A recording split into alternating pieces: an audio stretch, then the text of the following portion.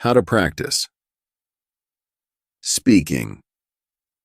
On a chilly Thursday morning, I headed back to school just like I did every other day. But that day felt a little different. As soon as I walked into the classroom, I noticed a new face among us. It was Monica, a girl from Italy. She sat quietly in the corner, looking a bit nervous but also curious. Our teacher, always friendly and welcoming, started the lesson by asking Monica about her life. "How have you been?" she asked, smiling warmly. Turns out they already knew each other. A year ago, Monica had been in one of the teacher's beginner classes. It was a short course, just 2 weeks long, meant for students who were just starting out, and it took place during the summer holidays. Monica had joined back then, fresh and eager to learn. Now here she was again, ready to dive deeper into her English journey. The atmosphere in the room was warm and filled with a quiet buzz of excitement, as if something important was about to unfold. When Monica finally spoke, the room went still, and we all turned to listen. Her English was simply beautiful. It wasn't just the words she used, but how she said them.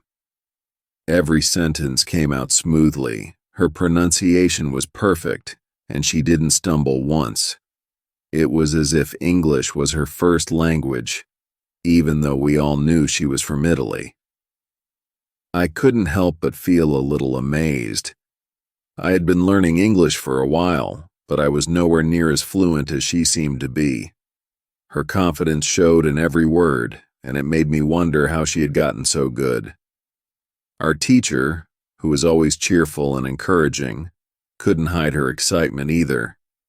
She beamed at Monica and clapped her hands together softly. "Monica, your English is amazing," she said, almost like she couldn't believe it. "Where did you learn to speak so well? You sound so fluent, like a native. Was it a special school? Tell us, we need to know." The way our teacher asked, it felt like she was genuinely curious, and so were the rest of us. We were all eager to hear Monica's story. How did she go from being a beginner just like most of us to speaking like this? Monica smiled, a little shyly, but you could see that she was happy with the praise. She glanced around the room, probably not used to being the center of attention. There was a quiet anticipation in the air, and I could tell that everyone, including me, was waiting to hear what she would say next. How had she managed to become so fluent? Monica looked around the room for a second, then smiled softly before replying. "I didn't go to any special school," she said, her voice calm and clear. "I learned English at home." The whole class seemed to lean in a little closer, curious about how she had managed to become so fluent on her own. I could tell the teacher was eager to hear more, too. "I just used the advice and techniques you gave us last summer," Monica continued, looking directly at the teacher now. There was a brief pause as she let those words sink in, and I could see our teacher's face light up with pride. Monica wasn't done, though. She went on to explain how she had spent a lot of time reading in English, something we had been encouraged to do but maybe hadn't taken as seriously as we should have. "I also did a lot of shadowing," she added, which made a few of us glance at each other. Shadowing, where you repeat what someone is saying in real time, was one of those practices that sounded simple but was surprisingly hard to stick with. Monica had clearly mastered it. "And I started thinking aloud in English," she continued. "Whenever I could, I tried to think more in English than in Italian." Hearing her say this made me realize how dedicated she had been. It wasn't just about practicing in class or doing homework. It was about living the language, thinking in it, breathing it. I couldn't help but feel a mix of admiration and maybe a little envy too. How had she found the discipline? It was clear that Monica's journey was different from mine, and I was eager to learn more about how she had come so far, so quickly. Monica smiled as she continued, her voice full of gratitude. "This is how I improved my English," she said, her eyes shining a little as she spoke. "The 2 weeks I spent last summer in your class really helped me. You showed me the way." There was a quiet pause as the class listened, and I could see our teacher nodding, clearly touched by Monica's words. "Before that, I didn't really know how to practice or what to focus on," Monica continued. "But after those 2 weeks, everything became clearer. I knew exactly what I needed to do to work on my English every day. I followed the advice you gave us and just kept going." She smiled again, a bit shyly this time, but you could tell she was proud of herself. "That's actually why I wanted to come to your class again," she added, looking directly at the teacher. "1 year ago, I was a beginner, just learning the basics. But now I can speak English and it feels amazing. I've come so far, but I still want to learn more from you." There was a quiet sense of accomplishment in her voice, and I couldn't help but feel inspired. It made me think about my own progress and how much more I could achieve if I stuck with it the way she had. Monica's journey wasn't over, and neither was mine, but I could see now how important those little steps were. Everyone was quiet, waiting for what would come next. When our teacher heard Monica's words, her face lit up with joy. You could tell she was genuinely happy to see one of her students succeed like this. She thanked Monica for sharing her experience, her voice filled with pride. "It's wonderful to hear how much you've grown," she said warmly.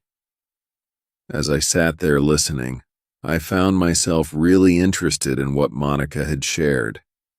I already knew that reading was important for learning English, and I had heard about the shadowing technique too, where you repeat what someone else is saying. But there was one thing Monica mentioned that I didn't fully understand. She had talked about thinking aloud. It was something I hadn't heard before. I couldn't help but feel curious, so I raised my hand and asked, "What is thinking aloud?" I looked at the teacher, waiting for her to explain. The rest of the class seemed just as curious, and I noticed a few heads turning to listen more closely. I wanted to know how this technique worked, and if it could help me too. As I sat there, I wondered if this was one of the key things that had helped Monica improve so quickly. It seemed like such a small thing, but maybe it was more important than I realized. I leaned forward in my chair, eager to hear what our teacher would say next. Our teacher smiled when I asked about thinking aloud. She leaned forward a bit, as if excited to explain something important. "It's actually a very simple but powerful technique," she said, her eyes lighting up. "You just need strong motivation to learn English if you want to really get the most out of it." Her tone was calm, but I could tell she believed in what she was saying. The whole class seemed to be paying close attention now, including me. I was eager to understand how this method worked.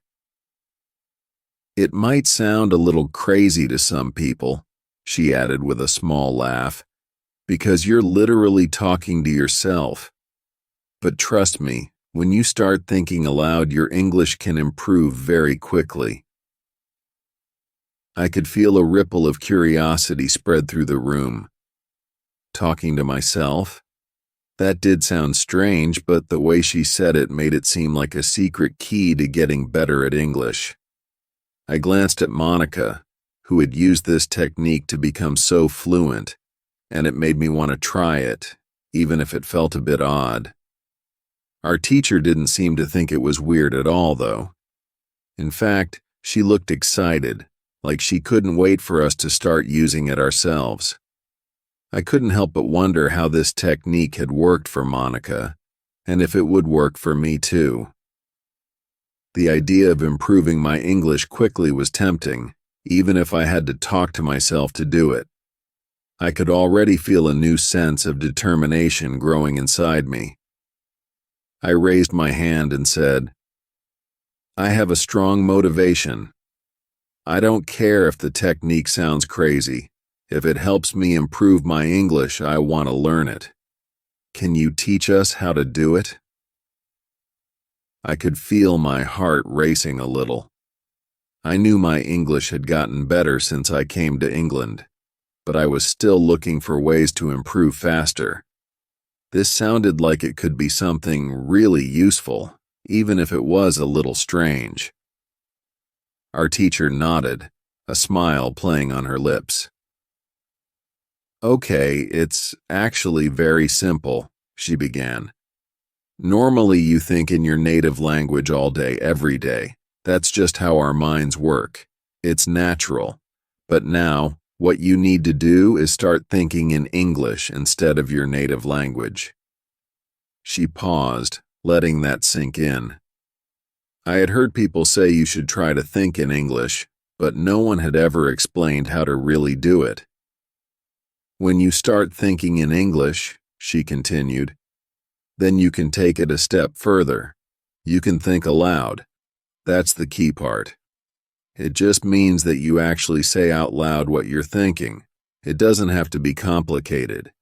You can talk about what you're doing, what you see, or even just describe your day. The idea is to get used to forming your thoughts in English and hearing yourself speak them aloud. That's all there is to it." As she explained, it didn't sound as crazy as I had thought. In fact, it sounded pretty straightforward. I could feel myself getting excited about trying it. It was such a simple thing, but if it could help me get better at speaking and thinking in English, I was ready to give it a shot. I glanced around the room and saw that some of my classmates looked just as intrigued as I was. This could be the extra push we needed to take our English to the next level. I thought for a moment and then said, "It looks very simple. You said that this is a powerful technique. But why is it so powerful?" I could feel my curiosity bubbling up. I wanted to know more about how something that seemed so easy could make such a big difference in learning English. Our teacher smiled at my question, clearly pleased that I was interested. "That's a great question. Maybe you can ask Monica," she suggested. "She has been using this technique for a year now. She might have some good insights to share about what she has found out." I turned to Monica, who was sitting nearby. She looked a little surprised, but then nodded, her expression brightening. I could see that she was ready to share her thoughts. "I'd love to help," she said, her enthusiasm clear. "Thinking aloud really helped me a lot." As she spoke, I leaned in closer, eager to catch every word. Monica explained that at first it felt strange to talk to herself, but she quickly got used to it. "I started small," she said. "I would just describe my day or talk about what I was doing. At first, it felt a bit silly, but soon it became natural." I could see that she was passionate about how this technique had helped her. "Over time, I found that I could express my thoughts more easily," Monica continued. "It also helped me remember words and phrases better. I started to feel more comfortable speaking English, and that made a huge difference." I listened closely, feeling a sense of inspiration from her journey. I wanted to experience that feeling too. "Now I think in English more often," she added, It's like my brain has switched languages. It's powerful because it changes the way you think and communicate. I could feel a spark of excitement growing in me. If Monica could do this, maybe I could too. I was ready to give it a try, and I was determined to see how far I could go. Then our teacher turned to Monica and asked if she would be willing to share her experience with thinking aloud. Monica smiled and nodded, looking excited to talk about it. "No problem at all," she said cheerfully. When I first started using this technique, it wasn't easy at all. I was a bit nervous, to be honest, but I knew I had to give it a shot if I wanted to improve. She took a deep breath and began to explain. I started with very simple sentences. It was important for me to keep it easy at first. For example, I would say things like, "I can speak English." It felt good to say it out loud. Then I would add, "It is good that I can speak English." Just saying those sentences helped me feel more confident. Monica continued, her voice steady and clear. After that, I would say, "I want to be better." It reminded me of my goals. I would also say, "I need to practice every day." That was a key point for me. I realized that to improve, I had to put in the effort regularly. She paused for a moment, glancing around the room to make sure we were following. Sometimes I would say, "I don't know many words," but I didn't let that discourage me. I also said, "But I can use these words well." It was about focusing on what I could do rather than what I couldn't. Monica's face lit up as she continued. Then I'd tell myself, "I can express my ideas with these words." That was a big step. I learned to celebrate the small wins. Finally, I'd say things like, "I can do this. This is great." It was all about building that confidence one sentence at a time. As she spoke, I could see how much this technique had helped her grow. Each simple sentence was a stepping stone, leading her to greater fluency and comfort with the language. I felt inspired by her journey and wanted to start my own. As Monica continued, she explained how the sentences she used were really simple. At first, I didn't realize how complicated the sentences were that I thought in Italian. They were long and filled with details. But when I tried to say the same things in English, it just didn't work out. I found myself struggling. I couldn't express exactly what I wanted to say. She shared, her eyes thoughtful. I had to find a simpler way to express my thoughts. That was the tricky part, she admitted, looking around the room as if to see if we understood. Thinking in simple English was the hardest part for me. I would sit there trying to translate my thoughts, but it felt all jumbled up. Sometimes I would get frustrated because I wanted to say more, but I could only find these short sentences. She paused for a moment, recalling her struggles. But after some time, it started to click. I practiced, and slowly it became okay for me. I began to feel more comfortable with the simple sentences. It felt like I was building a little bridge to my thoughts in English. I would think, "I can do this," and it started to feel normal. Monica smiled as she continued. Eventually, it was normal for me to think in English. I found myself saying little phrases throughout my day, like, "I see a cat," or "It is sunny today." I realized that I didn't need all the fancy words to express myself. The simpler sentences worked just fine. Hearing her talk about this process made me feel hopeful. If Monica could make that shift in her thinking, maybe I could too. I wanted to learn how to simplify my own thoughts, just like she did. Her journey showed me that with practice, thinking in English could become second nature. I could feel my excitement growing, ready to take on this challenge myself. Then something interesting happened that I'll never forget. I met a man from Australia while I was in Italy. He was on holiday, just exploring the sights. I was still a beginner, feeling a bit shy, but we started to speak in English anyway. As we talked, I realized I could actually hold a conversation with him without facing big problems. That was a big moment for me. At first, my sentences were still simple and short. I wasn't using complex words or phrases, but it didn't matter. I had practiced saying those simple sentences so many times while thinking aloud that they came to me naturally. I remember saying things like, "It's nice to meet you," and "The weather is great today." Each time I spoke, it felt like I was building my confidence brick by brick. What amazed me the most was that I didn't have to translate my thoughts from Italian to English like I used to. Before using this technique, I would think in my native language and then try to figure out how to say it in English. That often made me feel lost and frustrated. But this time, it was different. My mind was starting to work in English, and I felt a sense of freedom as I spoke. The more we talked, the more I could see how far I had come. It felt like a light bulb had turned on in my head. I was thinking in English. It was an incredible feeling, and I could hardly believe it.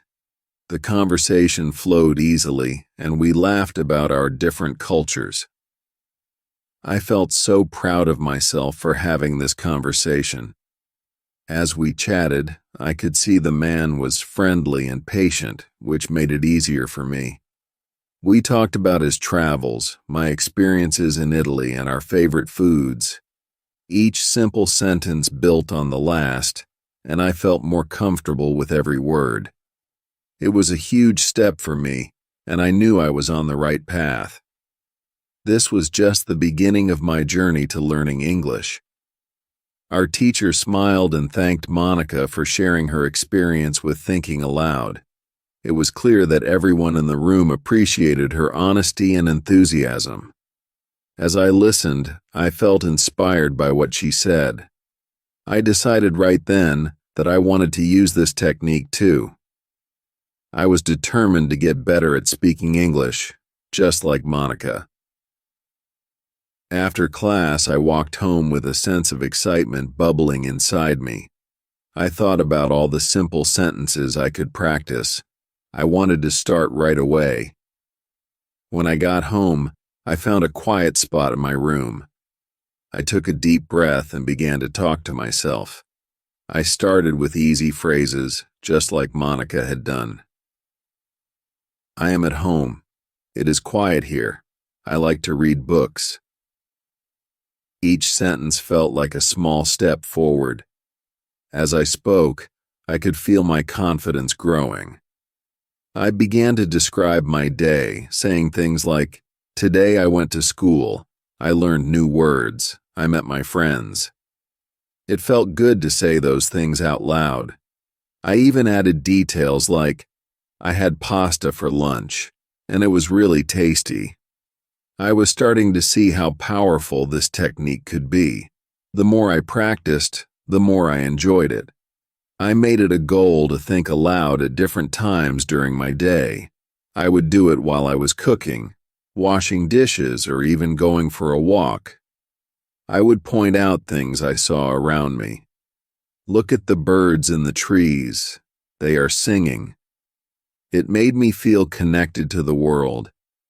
Each time I spoke in English, I felt a sense of pride. I was not just practicing, I was really using the language. I thought about how far I had come since I first arrived in England. At first, I was so scared to speak, but now I felt like I was finally making progress. I was eager to continue this journey and see how much I could improve.